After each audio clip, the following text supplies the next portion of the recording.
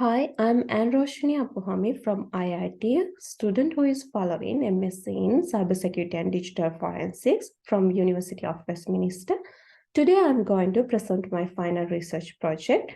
As in my final research, I am providing technical cybersecurity readiness framework for the higher educational virtual learning environment in Sri Lanka. When we are talking about this study, first of all, we need to identify the background of this study. The background of the study is rooted in increasing adaptation of virtual learning environment in higher educational institution in Sri Lanka.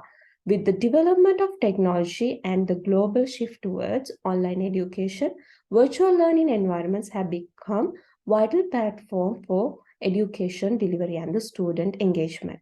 The higher educational institutes in Sri Lanka face unique cybersecurity concerns in the context of their learning environment, including protecting sensitive data, ensuring privacy and confidentiality of student information, preventing unauthorized access to learning materials, and mitigating the risk posed by cyber threats and attacks.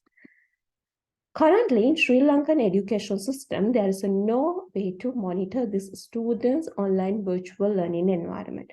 There are several cybersecurity issues that students may face in virtual learning environment. In this study, it recognizes the need for proactive and systematic approach to cybersecurity readiness, consider the unique challenges and the context of educational setting. Now we are going to talk about the project aim. The aim of this project is to design, develop, and evaluate a technological cybersecurity maturity framework for Sri Lanka's virtual learning environment. Now we are going to talk about the proposed solution. In this proposed solution, the section involves around the conceptual framework.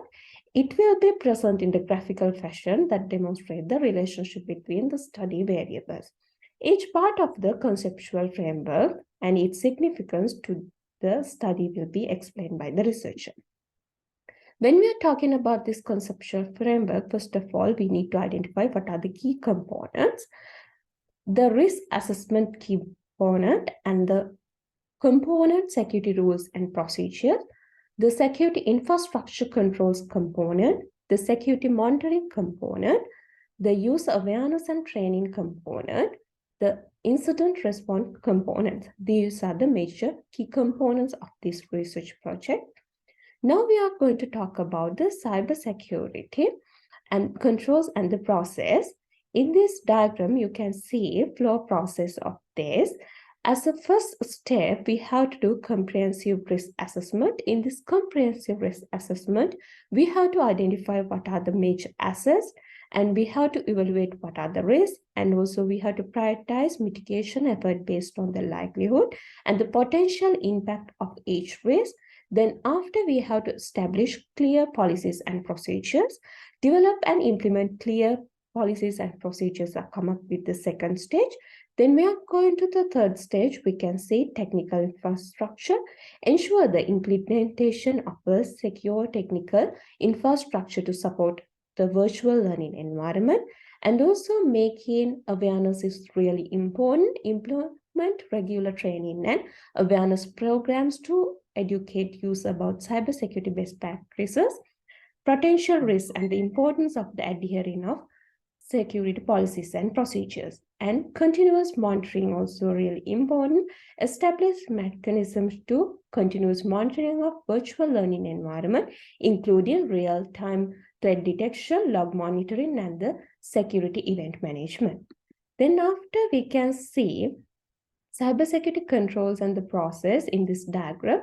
As a first step, as I mentioned earlier, first of all, we need to do assessed identification, then after risk assessment, then after we are going to framework implementation. In this framework implementation, we have to consider security rules and procedures, security infrastructure control, security monitoring and response. Creating awareness also major part of this. Then after maturity assessment, then after if it is satisfied or not satisfied, we have to consider that thing. Then after reassess every 3 months, also really important part of this process.